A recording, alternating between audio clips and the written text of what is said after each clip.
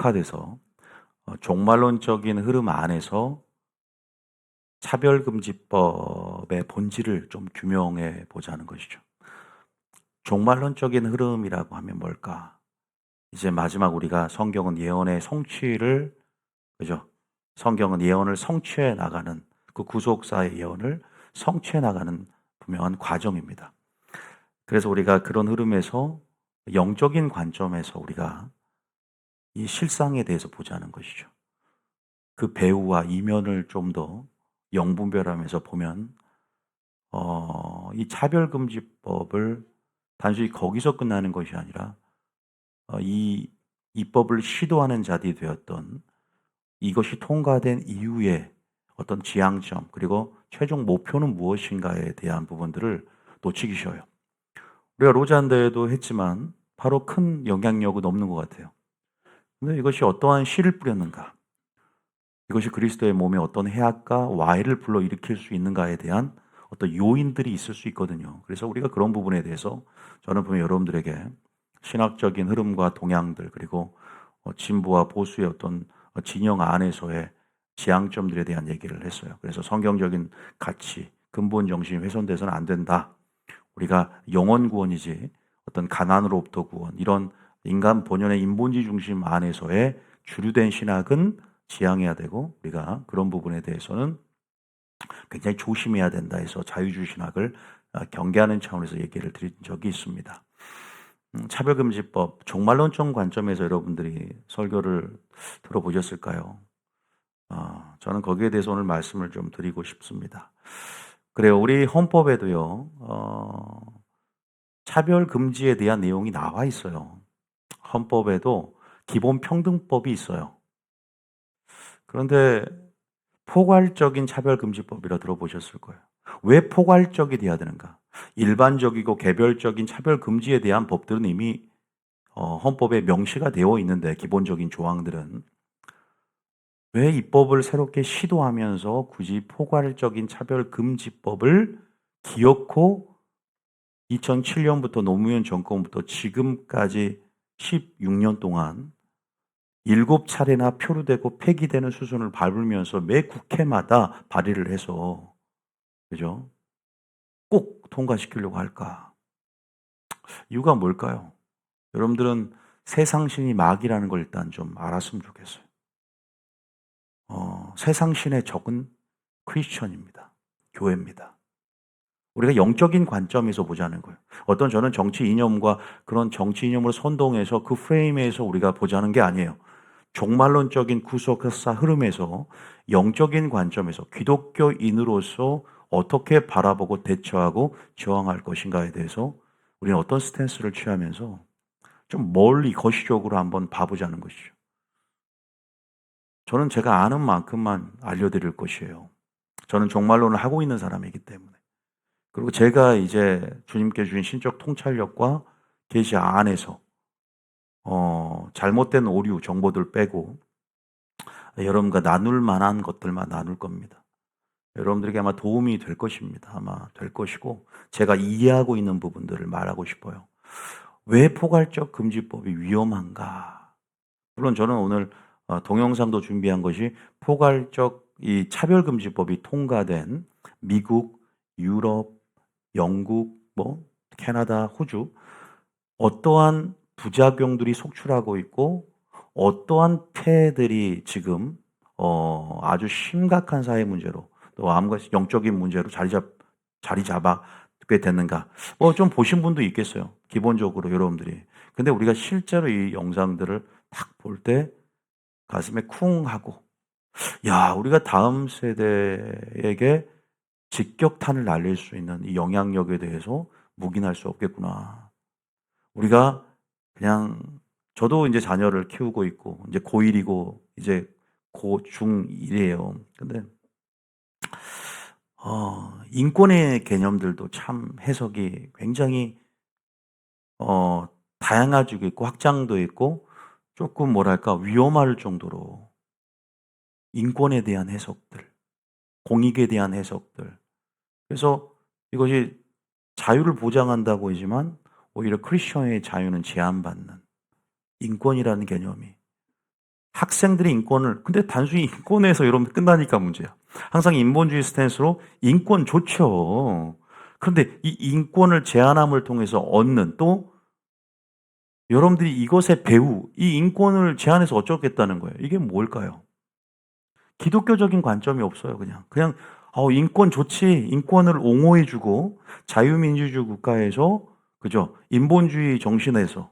근데 이것이 포스트 모더니즘의 사조를 갖고 있는 현대, 지금 이 포스트 모더니즘의 정체성, 그리고 포스트 모더니즘의 이 주류의 흐름 안에서 어떤 지향점, 저는 오늘 여러분들이 종말론적으로 지금 적그리스도가 마지막 주님 오실 날이 가까이 올 때, 우리가 마지막 때라고 할 때, 주의 길도 예비하지만 마귀도 불법의 비밀들도 적그리스도의 정부, 적그리스도를 예비하는 그 길들을 열어가고 있다는 관점에서 말씀을 드릴 거예요. 그거 기억하셔야 돼요. 인권이라는 것, 인권이라는 것. 그래서 이번에 국가인권위원장이 안창호 우리 위원장님이 되셔서 많이 좀 바뀌고 있어요. 학교에서 핸드폰 걷는 것도 인권 침해였어, 지금까지. 근데 이제 걷어라. 해석을 좀 다르게 하면서 조금 이제 변화를 주고, 조금은 청신호가 조금 들어왔어요. 그러나 아직도 절대 우리가 만만히 볼 게 아니에요. 우리가 지금 10월 27일 포괄적 차별금지법에 저항하는 연대 운동들이 범교회마다 지금 우리가 물론 이번에 저항을 하지만 그거하고 좀 부족하죠. 한 번 이벤트성으로 물론 집결해서 뭔가 영향을 발휘하는 것은 어떤 법을 저지하는 측면에서는 효과적인 부분이 있죠. 굉장히 큰 뭐랄까 그런 어떤 저항 연대가 굉장히 큰 부담을 주거든요. 그런데 중요한 게 뭘까요? 우리가 이것을 온전히 이해의 폭을 넓혀서 공감대를 형성하는 것은, 이것에 대한 분명한 실체를 규명하면서 이해의 폭을 넓혀서 공감대를 확대해야 되는 거죠. 이게 뭐지? 이것이 어떤 의미가 있지? 그냥 포괄적 차별금지법, 인권, 뭐 이런 제한, 뭐 이런 데서 끝나는 게 아니야. 우리가 뭘까 이게? 뭐 페미니즘도 들어봤을 거야. 페미니즘도 한참 막 이것이 어떤 계보 가운데 어떻게 변형되고 있고 발전하고 있고 계속 진화되는지. 페미니즘이 뭐예요? 여성, 그죠? 가해자와 피해자의 구도를 나누면서, 그죠? 구도를 나누는 거예요. 남녀 차별에서 여성의 차별을 막겠다. 여러분, 이것이 무엇을 향한 지향점일까? 그냥 여성의 입장에서는 페미니즘? 여성 차별? 그래. 뭐 성폭력이나 여러 가지 부분 안에서 보호받을 수 있는 여성들의 권리? 그 정도 차원에서 끝나는 게 아니라니까. 여러분, 우리가 그런 데서는 그냥 여러분들이 매스컴에서 그냥 인권 뭐 이런 차별금지를 들어봤겠지만, 종말론적인 관점에서 그 배후를 한번 다는 아니지만 또 개괄적으로 한번 파헤쳐 보자라는 시간을 좀 가지려고 합니다. 좋습니다. 여러분, 독소 조항이 들어있어요. 차별금지법에는. 차별금지법은 좋지만 이게 뭐냐면 이제 포괄적이라는 것이죠. 개별적이 아니라 포괄적 안에 두 가지가 있어요. 성적 지향과 뭐죠? 성 정체성이에요. 이 두 가지가 핵심이에요. 이 두 가지가 성적 지향과 성 정체성이라는 이게 뭘까? 이게 어떤 개념인지를 좀 말씀드릴게요. 성적 지향, 성적 취향이라기도 하죠. 우리가 이제 알다시피 제가 이제 한번 언급한 적이 있지만 우리는 생물학적인 성을 구분하죠, 그죠? 뭐죠? 남과 여, 남성과 여성. 생물학적으로 두 가지입니다. 이것이 창조 질서고, 이것이 기본적인 보편적인 질서고 보편적인 윤리죠. 그죠? 근데 보편적이고 일반적인 걸 깨트려서 이걸 해체시켜 버리는 거예요. 뭘로? 젠더로 바꾸는 거예요. 젠더. 자, 생물학적인 성에서 뭘로 바꾸나? 젠더로 바꾸는 거예요. 우리가 젠더 이데올로기라 들어봤을 거예요. 이 기존 질서를 해체시키는 거예요. 그리고 젠더로 재구성하는 거예요. 이게 어디서 많이 쓰는 방법이에요? 공산주의에서 많이 쓰는 방법이에요. 해체하고. 자, 해체하고 재구성한다. 뭘로 재구성해요? 이제 생물학적인 성이 아니라 뭘로? 사회학적인 성이죠. 제3의 성이라 들어보셨죠? 성을 50가지, 60가지 이상으로 구분져요. 유럽이나 가면 그 남과 여가 아니에요. 그 중간에 많은 성이 있어요. 그냥 남성과 여성이라고 이제 만약에 그렇게 규정해버리면, 그렇게 가르치면 나중에 이 법이 법제화가 되었을 때 처벌받는 거예요. 왜? 차별과 혐오라는 프레임을 씌워서 처벌받는다니까. 왜 남성과 여성으로만 왜 구분짓냐? 왜 나는 다른 성을 갖고 싶은데, 내가 원하는 성을 갖고 싶은데 왜 내 성을 존중하지 않냐? 소수인권 존중해야죠. 이해가 좀 되세요? 아주 심각한 문제가 이제 야기됩니다. 우리는 창조 질서, 성경적인 가치가 훼손되는 거 느껴지시죠? 하나님께서 정하신 선을 악이라. 하나님이 정하시면 선이에요. 하나님이 지으신 것들을 사람이 바벨탑을 쌓듯이 새롭게 구성하는 거예요. 근데 왜 굳이 포괄적 금지법을 발의하고 2007년부터 발의를 계속 시도해. 노무현 정권부터 15차례, 16차례. 이번에 2024년에 5월 달에 법사위에 이제 2020년도에 정의당에서 발의를 했잖아. 10명 이상이 모여서. 민주당 합작해서 2024년도에 이제 심사가 연기까지 됐어요. 왜? 여러분들이 저항했기 때문에. 기독교인들이 15년 동안 저항했고 그때마다 우리가 힘을 냈기 때문에 계속 폐기 수준을 밟아왔어요. 15년 동안에 표류했다고. 그래도 다행히 통과 안 되고. 이게 여러분 갑작스러운 입법 시도가 아니에요. 지금까지 그래도 계속 국민청원 올리고 그래서 우리가 폐기되고 지금 어쨌든 그러나 다시 또 이것들이 계속 점화가 돼요. 계속 시도할 거예요. 지금은 분위기가 심상치 않기 때문에 뭔가 우리가 액션을 취한 부분이 있는 거죠. 여러분 마지막 때가 되면 더 심해진다는 걸 꼭 말씀드릴게요. 왜 성경에 너희가 모든 민족으로 말미암아 핍박을 받을 것이다.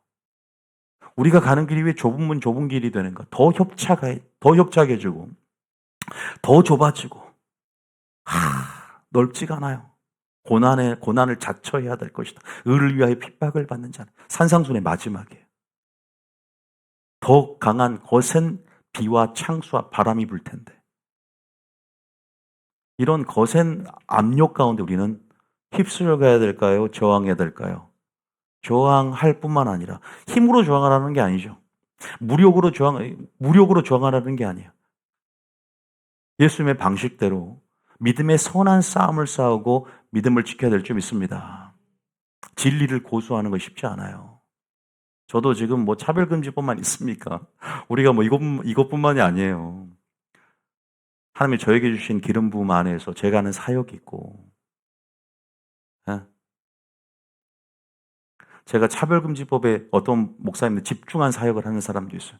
저는 제 부르심 물론 차별금지법을 반대하지만 거기에만 막 매달려서 하는 사역은 아니에요. 저는 구원론을 회복하고 저도 할 게 너무나 많아요. 각각 역할들이 있는 것이죠. 그러나 여러분들이 어쨌든 이 성적 지향과 성 정체성이라는 이러한 항목들, 이런 독소 조항들, 이러한 기본 윤리 이상의 새로운 사회 윤리를 적용해서 헌법을 수정하려는 시도가 과거 정부에 있었고 지금도 그러한 공격적인 시도가 왜?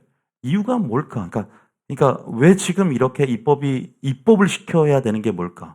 자, 문제는 뭐냐면 봐봐요. 어쨌든 제가 이거 먼저 좀 설명할게요. 이 내용은 뭐냐면 바로 젠더 이데올로기, 성혁명이라고 하는 젠더 이데올로기의 내용이에요.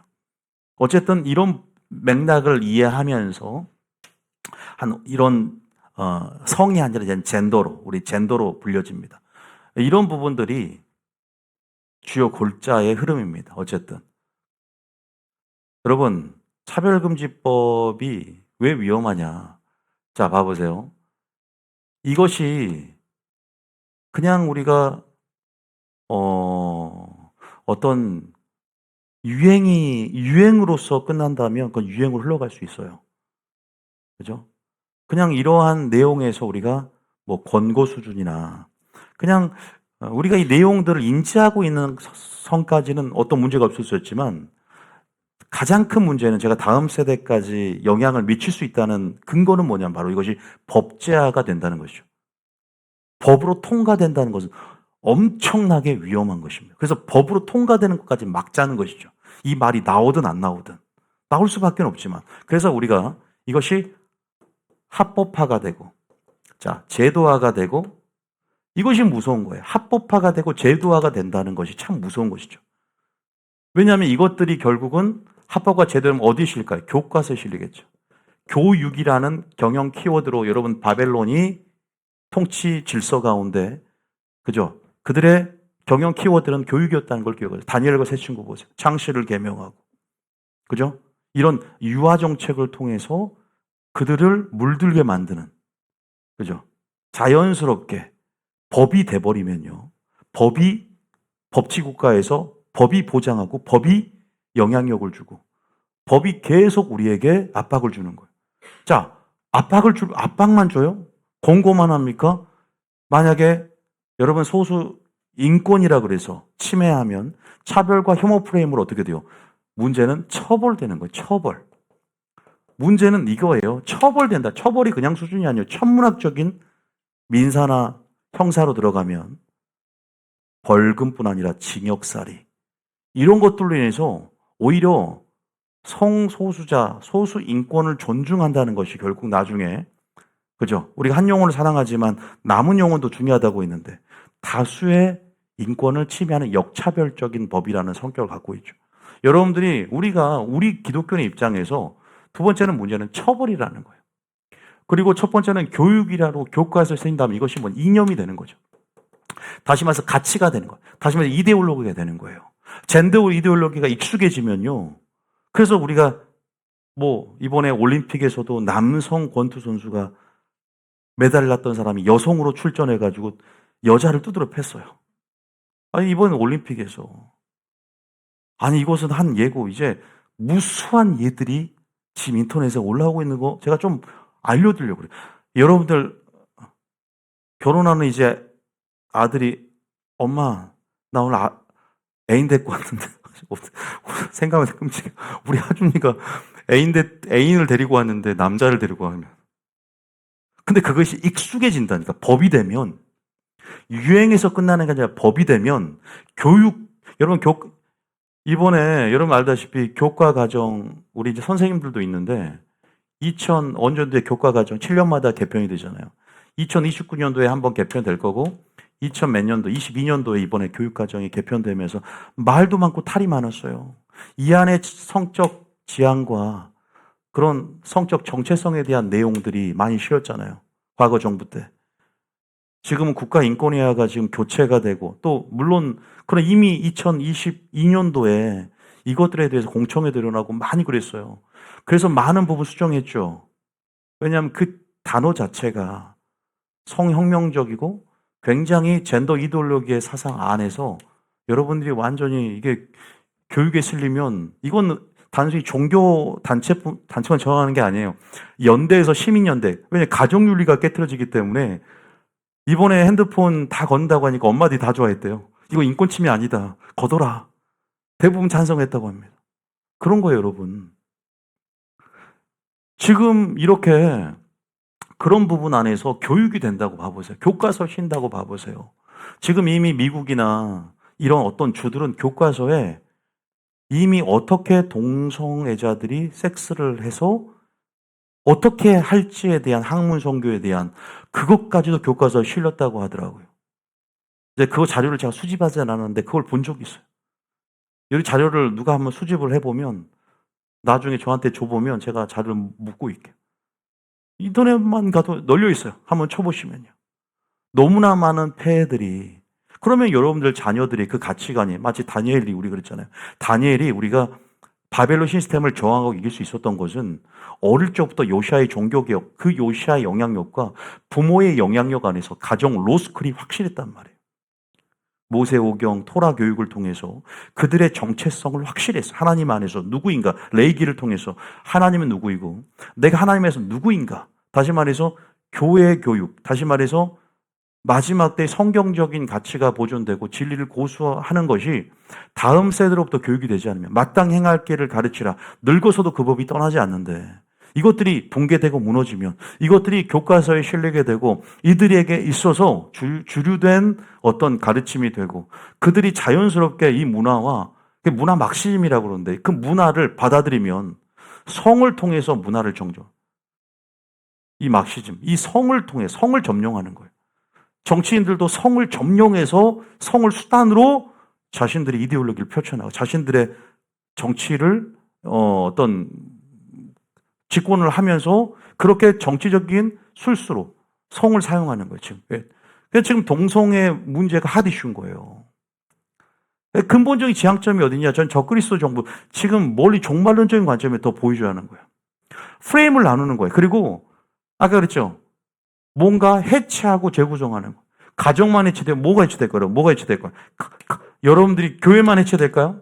여러분, 지금 사회의 신, 세상의 신은 마귀예요.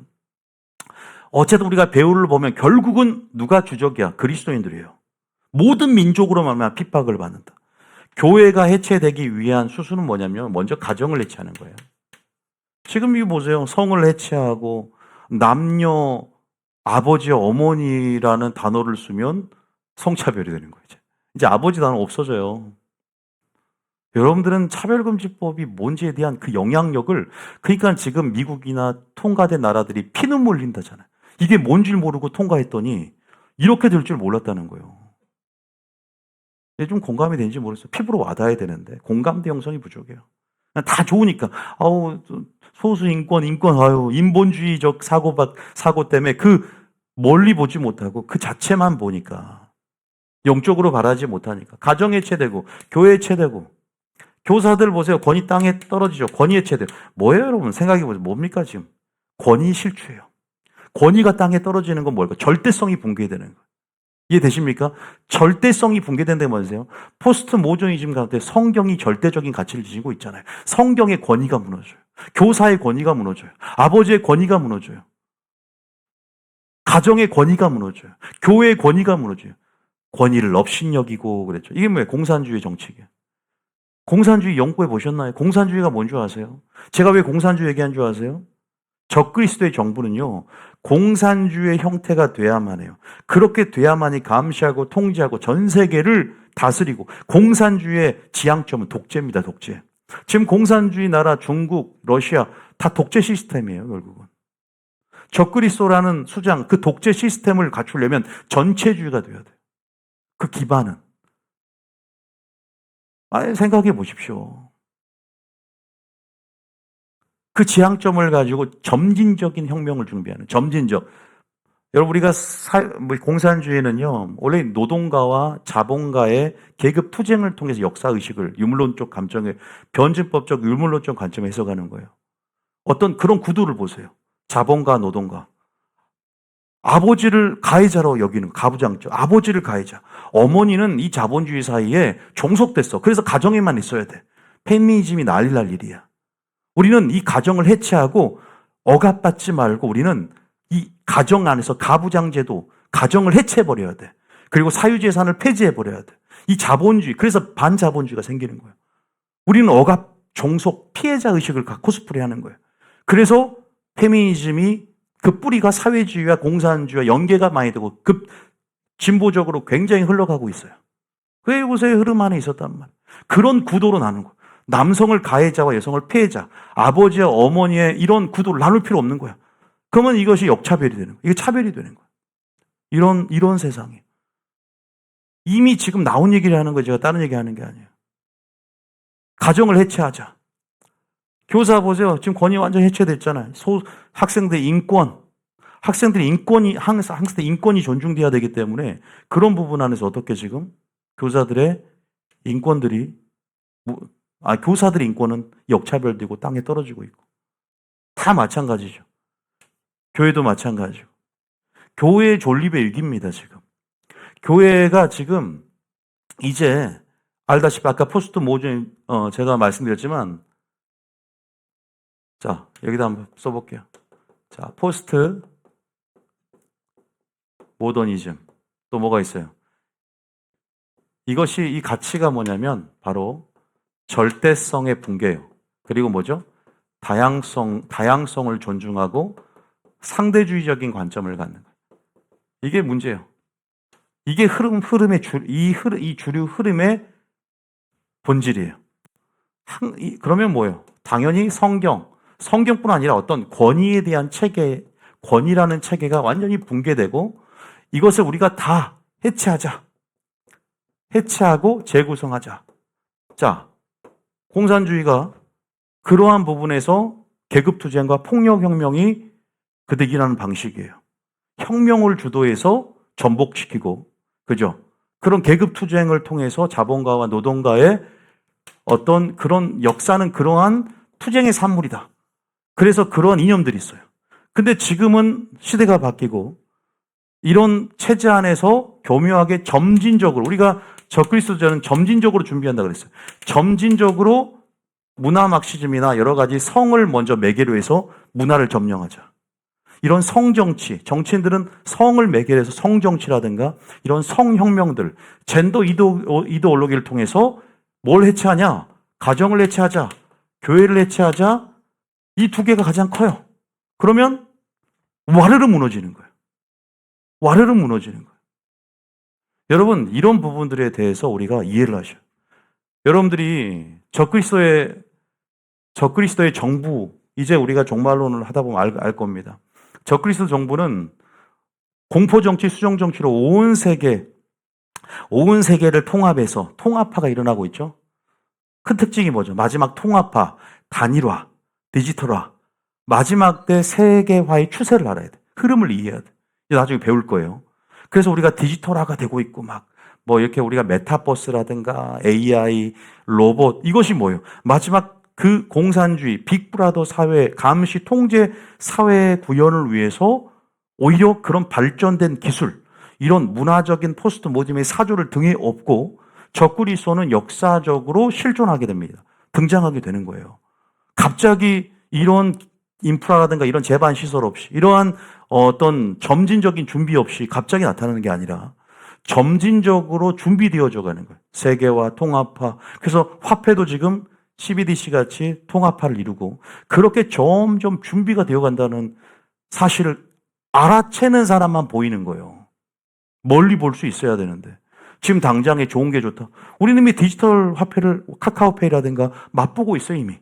전자화폐라든가. 근데 실제적으로 이제 중앙은행에서 지금 준비하고 있어요. 2029년도 상용화가 될 겁니다. 온 세계가 CBDC 지금 그 디지털 화폐를 준비하고 있고요. 이건 은행하고 틀린 개념이에요. 비트코인이 아니에요. 이건 그 화폐를 아예 디지털로 바꾸는 거란 말이에요. 이미 준비 어느 정도 이제 시도하고 뉴스 보면 나오지 않습니까? 이런 것들이 통합하라는 게 뭘까? 점점 종교 통합이 이루어진다. 이거 보세요.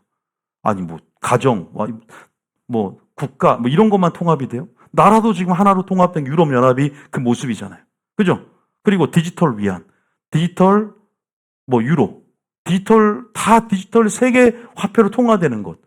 이런 시점에서 이제 이런 통치 체제를 바탕으로 해서 근데 이것이 궁극적으로 지향하는 것이 뭐예요? 쉽게 효율적으로 다스리려면 결국 사회주의나 전체적인 시스템이 돼야 되는 거죠.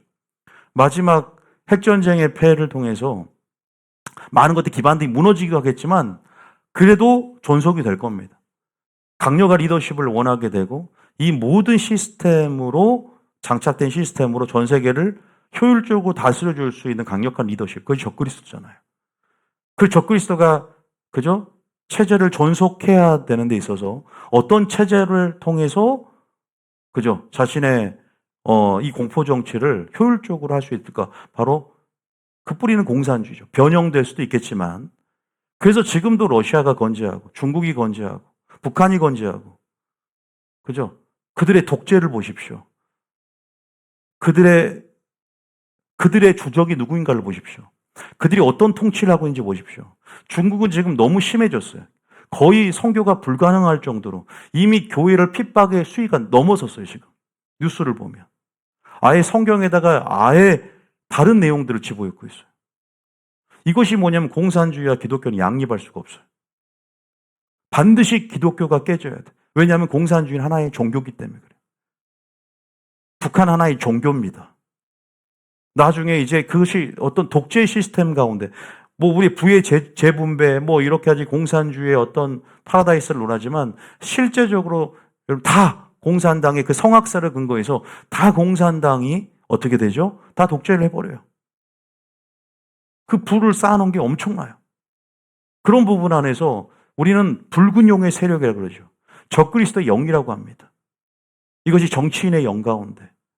여러분들 이것을 너무 이념투쟁으로 볼 필요 없어요. 우리 영적인 관점으로 우리는 기독교인 중립 안에서 우리가 정말 영적인 관점으로만 봐도 우리가 그 점진적인 준비가 우리는 어떤 스탠스를 취할 것인가에 대한 부분에서 우리가 이번에 순수하게 차별금지법으로 모였지만 차별금지법의 이면에 극단적인 어떤 다른 계보의 페미니즘 이면에 우리가 이러한 인권이라는 어떤 운동, 여러 가지 인권과 공익과 평등을 강조하는 이 포스트모더니즘의 사조 아래에 지금 모든 이런 어떤 영향력들이나 흐름들은 무엇을 지향하고 있는가? 점점 적그리스도가 오실 길을 예비하고 있는 거예요. 주의 길을 우리는 예비하고 있지만 신부들은, 음녀들은 바벨론 시스템에 종속이 돼서 적그리스도 올 길을 예비하고 있는 거예요. 아시겠어요? 믿습니까? 아니, 종말론을 아시기 때문에 얼마 남지 않았단 말입니다. 지금 얼마 남지 않은 상황 속에서 우리가 가정이 해체되고 전통 질서가 붕괴되는 것들, 아버지를 아버지라 부르지 못하는 것들, 남과 열하고 생물학적 얘기만 해도 차별이 되는, 나중에 여러분들이 제가 만약에 차별금이 통과되면 직원을 동성애를 고용하지 않으면 처벌되는 거예요. 당연히 설교하지 않아도 왜 인권, 장애인들 한 명씩 고용하는 것처럼 동성애자도 한 명씩 고용해야 된다. 만약에 거부하면 그 법으로 법제화가 되고 제도화가 되고 합법화가 됐을 때 위험하다는 거예요. 교육이 됐을 때 위험하다는 거예요. 다음 세대가 지금 큰일 났다는 거. 할렐루야. 믿습니까? 할렐루야는 아니구나. 찬양할 건 아니니까. 죄송합니다. 습관 버리셔서 할렐루야가 나는. 이런 심각한 상황이에요. 우리가 그런데 이것을 정치적으로 계산할 것도 없어요, 지금. 우리는 주님 안에서 종말론을 배우고 말씀 성경적인 가치관 안에서 이 배우와 이런 흐름들이 읽혀져야 되는 것이죠. 믿습니까? 여러분, 제가 좀 뭐 중구난방 얘기를 할 수 있지만 유엔에서도요.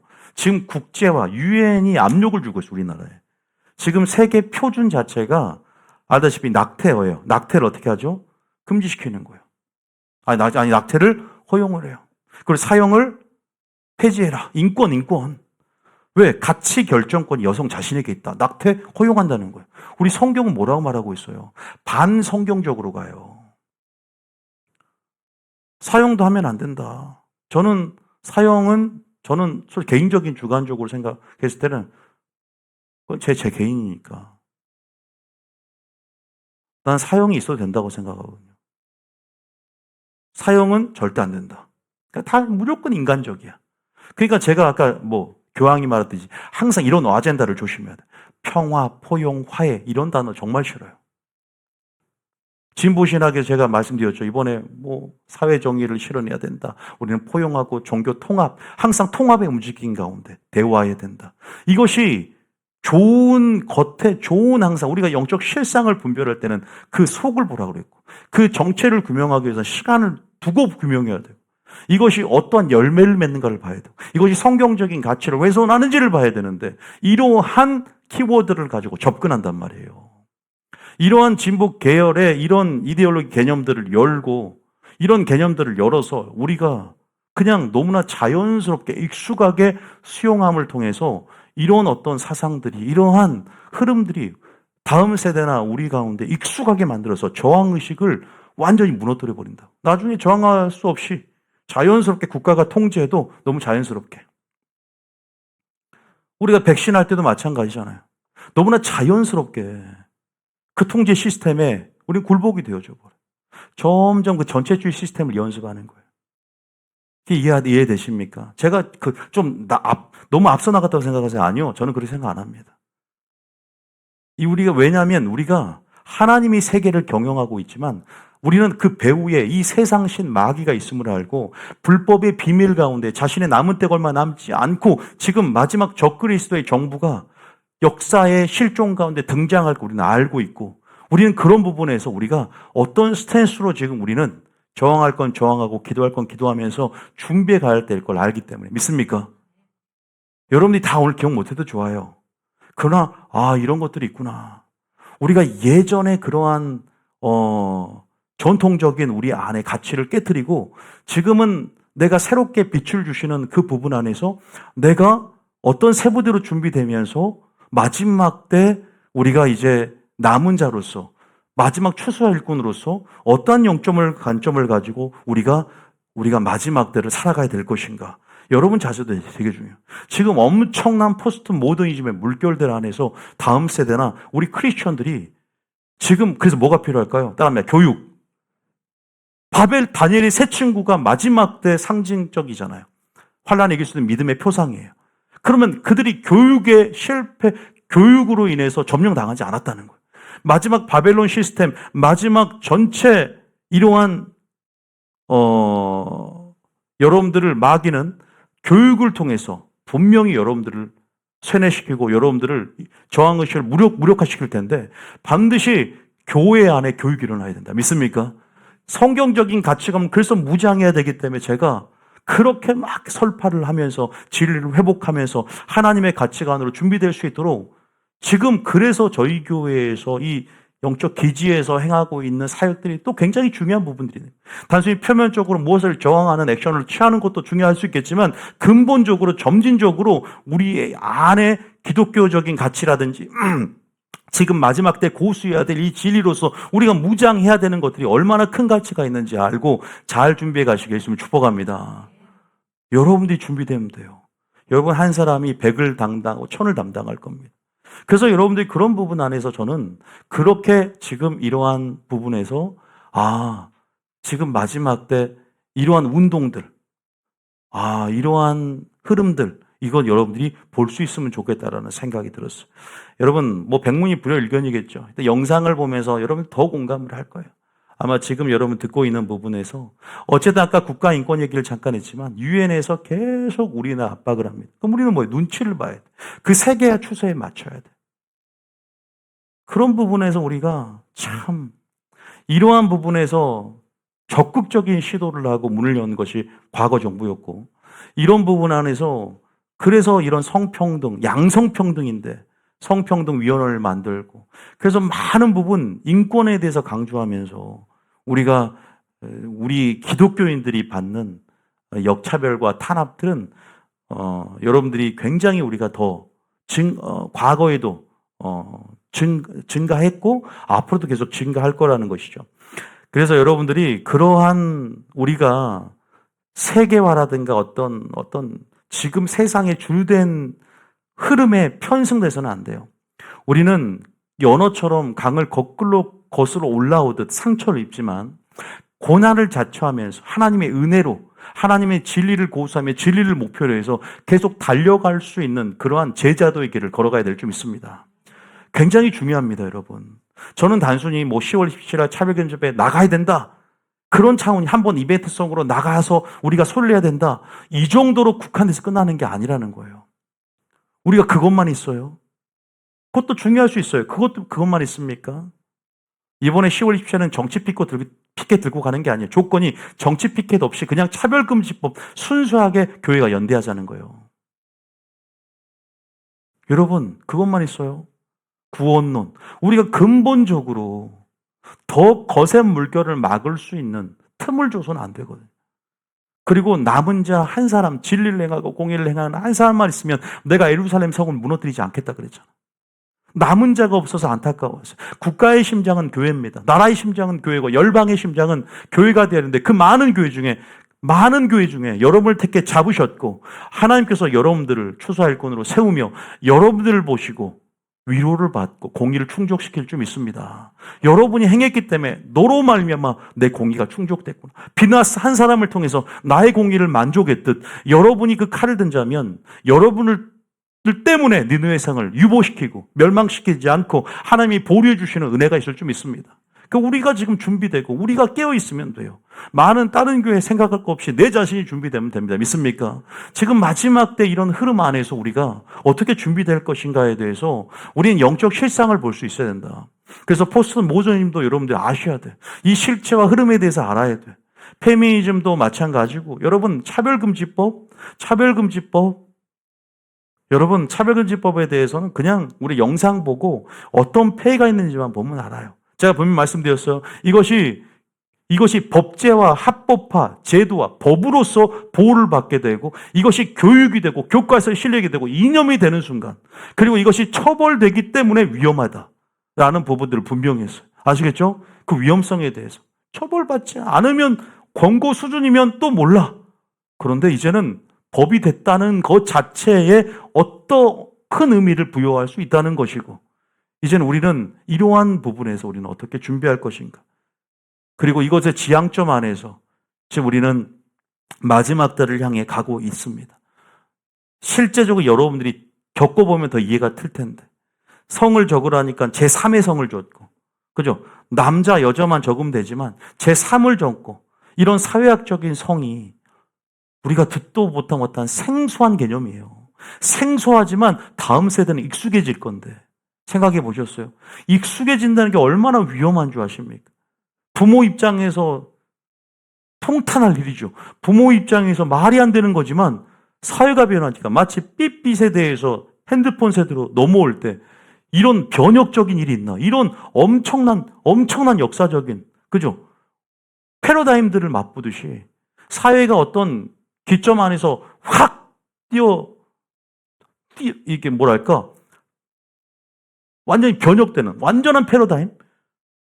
그것이 법으로 통과되면 이제 물밀듯이 이제는 새로운 법들이 더 추가로 이제는 만들어지면서, 여러분들 보죠. 나중에 이 교회가 바로 아예 직격탄을 맞게 되고, 우리는 교회를 살려야 된다. 할렐루야.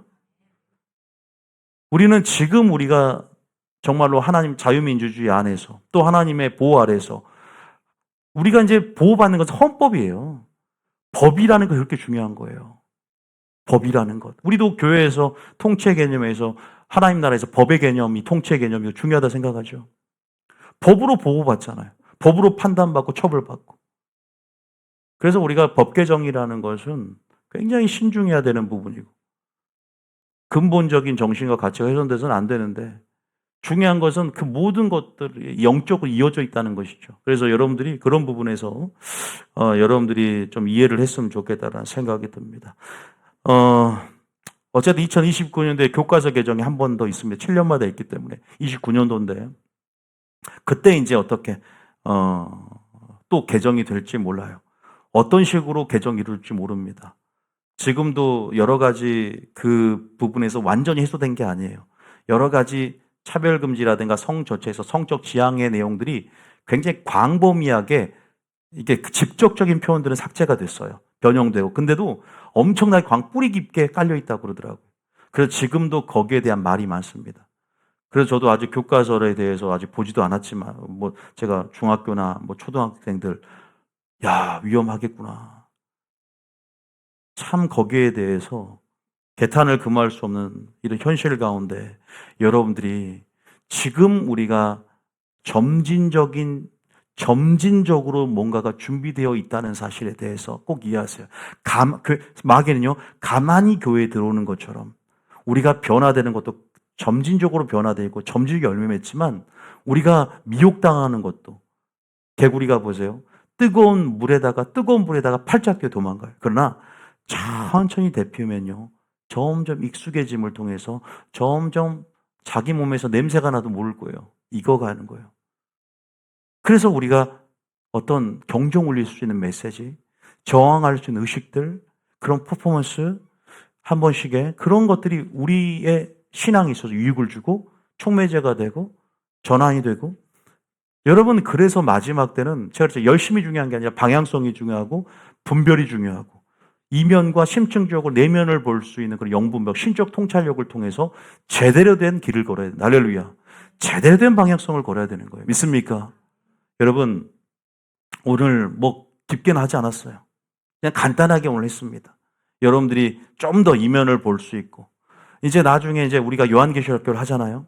그럼 여러분들이 이제 때가 나왔지 얼마 안 왔구나. 우리 일곱 나팔, 일곱 대접이 있고, 와, 우리 마지막 사람의 미혹, 그 다음에 전쟁, 기근, 전염병, 순교, 자연재, 여기까지 6째 인이잖아. 떼지고 있고 순환되고 있고, 마지막 주님 오실 때까지 인의 역사가 반복되는 가운데 이제 나팔이 오고 있어요. 그러면 이제 3분의 1이 파괴되고 땅의 재앙, 하늘의 재앙, 인간의 재앙, 비가 내리고 창수가 나고 바람이 부는 재앙 안에서 이제 끝나면 주님 오셔요.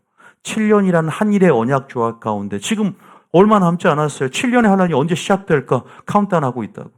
제3성전 언제 지을까 카운트다운하고 있다고.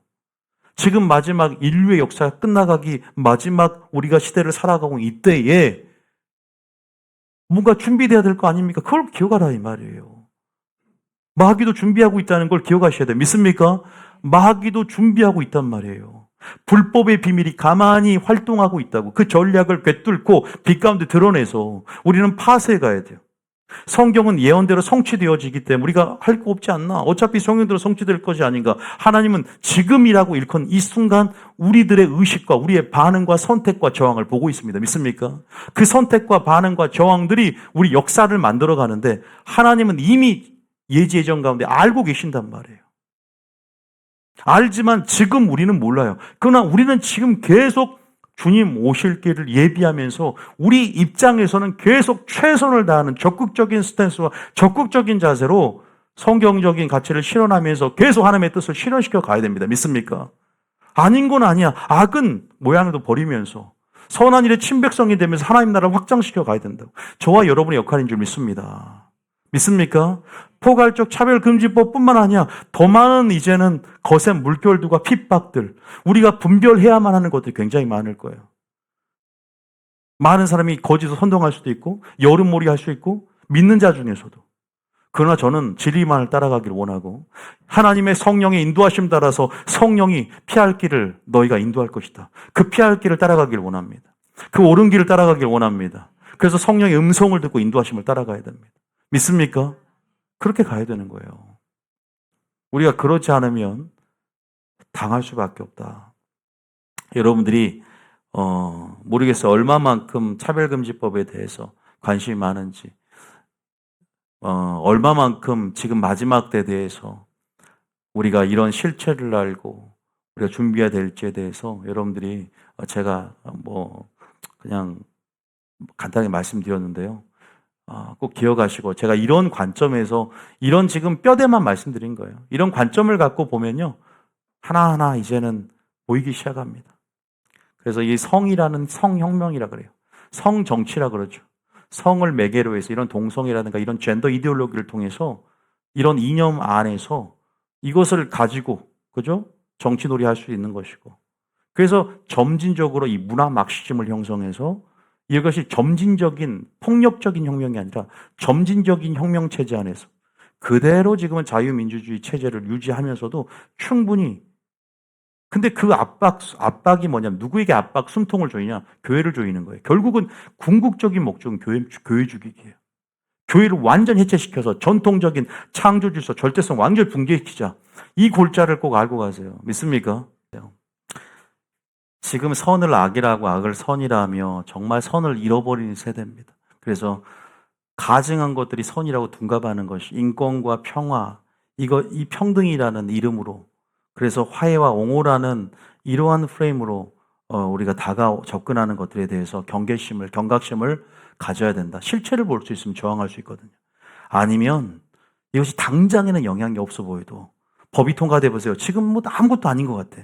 그러면 이제 엄청난 일들이 벌어지게 될 것입니다. 피눈물 흘린다고 합니다.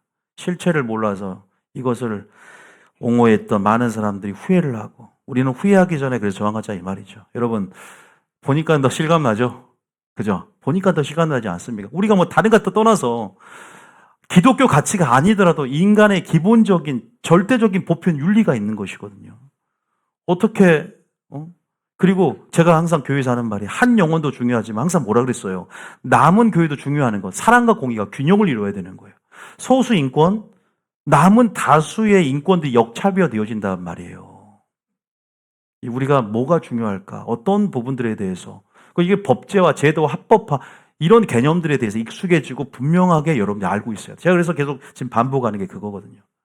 누군가에도 여러분 말씀할 때도 지금 마지막 종말론적 흐름 안에서 이것이 어떤 의미가 있는가? 지금 우리는 어디만큼 맞고 지금 우리는 어떠한 의식 가운데 그래서 술에 술 탄 듯 물에 물 탄 듯 하다 보면 선을 잃어버려요. 마지막 믿음의 선한 싸움을 싸우고 믿음을 지키지 못한다고. 그래서 여러분들이 비가 내리고 창수와 바람이 불어도 무너지지 않는 그러한 견고한 집이 되시게 있으면 축복합니다. 하나님의 산상순의 말을 듣고 행하는 자는, 그러한 자들은 하나님의 절대적인 가치로 진리의 사랑을 입으며 전신갑주로 무장하기 때문에 무너지지 않습니다. 믿습니까? 환난 어떠한 풍파에도 믿음으로 견고한 믿음을 가지고 승리해야 될 줄 믿습니다. 다음 세대에서 기도 많이 해주시고요. 우리가 10월 27일 모르겠어요. 우리는 자율적으로 여러분들에게 할 텐데 좀 예배 시간을 조금 우리가 땡기기도 하겠지만 우리는 자율적으로 가는 방향으로 하려고 해요. 그런다고 해서 꼭 안 간다고 해서 믿음 없다 이런 식으로 또 프레임 나누셔는 안 됩니다. 여러분들이 안 가더라도 저는 그 부분에 마음으로 동참하고 앞으로 더 많은 일들이 아마 있지 않을까, 더 많은 우리가 액션을 취할 도 있을 거고, 그러나 중요한 것은 우리가 기도하는 것이다. 믿습니까? 하나님이 이것을 통해서 역사에서도 기도하는 것이고 내 자신이 깨어있는 회개에 합당한 열매를 맺으며 진정한 예배자가 되어야 되는 거예요. 이 모든 상황들은 우리 교회가 정신 차리고 회개하라는 거예요. 믿습니까? 회개하고 자정능력을 회복하면 이 교회가 하나님 나라가 회복되라는 거예요. 구원론이 회복되고 성령론이 회복되고 종말론이 회복되라는 거예요. 단순히 거기에만 매진하는 게 아니라 근본적으로 우리는 지금 회복해야 할 것들이, 이 오류투성이의 이 복음을 제거하고 완전한 하나님의 나라로서의 면모를 갖추라는 거예요. 믿습니까? 저와 여러분이, 이 교회가, 그래서 저희 교회 하는 사역이 오히려 그런 저항 사역보다 더 강력한 사역일 수 있어요. 어떤 의미에서는 점진적으로 준비되어지기 때문에. 믿습니까? 우리가 지금 찬양 하나, 주님 다시 오실 때, 죽으면 죽으리라 찬양 있죠. 죽으면 죽으리라 찬양 하나 하고, 지금 그래서 우리가 죽도록 충성하며 신앙의 지지와 절개를 지키며 우리가 그렇게 지금 우리가 다니엘의 새 친구의 그 영성으로 우리가 준비되어지는 것이 필요하다. 그리고 여러분들, 저도 지금 여러분들을 교육하자. 어떻게 보면은 권위가 실질되어진 마지막 때 부모로서 자식을 교육시키듯 목회자가 또한 양들을 치고 먹이고 인도하는 역할을 감당했기 때문에 이 개념들이, 이 교육의 개념들이, 이 가르치는 개념들이 이 관계에서 우리의 생존이 결정된다. 믿습니까? 여러분의 자녀와 부모로서의 자식 간의 관계도 있지만 교회도 부모 간의 자식 간의 관계, 내가 너희 영적 아비로서 너희를 이끄노니, 여러분과의 관계 속에 신령한 것을 뿌리고 받는 관계 속에서 여러분, 이것이 우리의 생존을 결정할 수 있는 근거를 마련하는 장이라는 것을 기억할 때 여러분도 이 교회가 이제는 정말 마지막 우리가 이 환난을 이길 수 있는 영적 캠프로서 이게 이런 전초기주로서 역할들 잘 감당할 수 있도록 교회를 사랑하고 더 모이기를 힘쓰시기 있으면 축복합니다. 필요해요. 지금 마지막 때요. 지금 기름부학교 하지 말고 내일부터 정말 요한계시록 다시 들어가야 되나 막 싶을 정도로 다 내년에 하는데 너무 늦어요. 지금 때는 급한데 조금은 여러분들이 좀 이해를 하셔야 돼요. 제가 여러 가지, 저는 절대 그 이념 선동이 아니야. 우리는 항상 종말론적 성경적인 관점 안에서 이해하면 보이기 시작합니다. 저는 정치도 모르는 사람이에요. 그리고 누가 정치인의 그 실리를 추구하고 당리양약을 따라가는, 여러분, 사람을 의지해서는 안 돼요. 정치인을 의지해야 안 돼요. 우리는 하나님 나라 안에서 예수파가 돼야 된다. 믿습니까? 저는 그걸 깨달았어요. 철저하게 하나님 의지해야 되구나. 철저하게. 하나님만이 이 모든 상을 바꿀 수 있고 철저하게 예수님을 따라가는 거구나. 철저하게 나에게 열 수가 있구나. 내가 한 사람이 예배자 되는 것, 진리를 행하고 공의를 행하는 한 사람이 되는 것, 이 나라를 맡겠구나. 그런 가치로 써야 된다. 믿습니까? 일단 이게 먼저라니까요. 이것이 안 된 상태에서, 회개가 없고 합당한 열매가 없는 상태에서 저항만 한다? 무슨 운동만 한다? 아무것도 아닌 거예요, 이거는.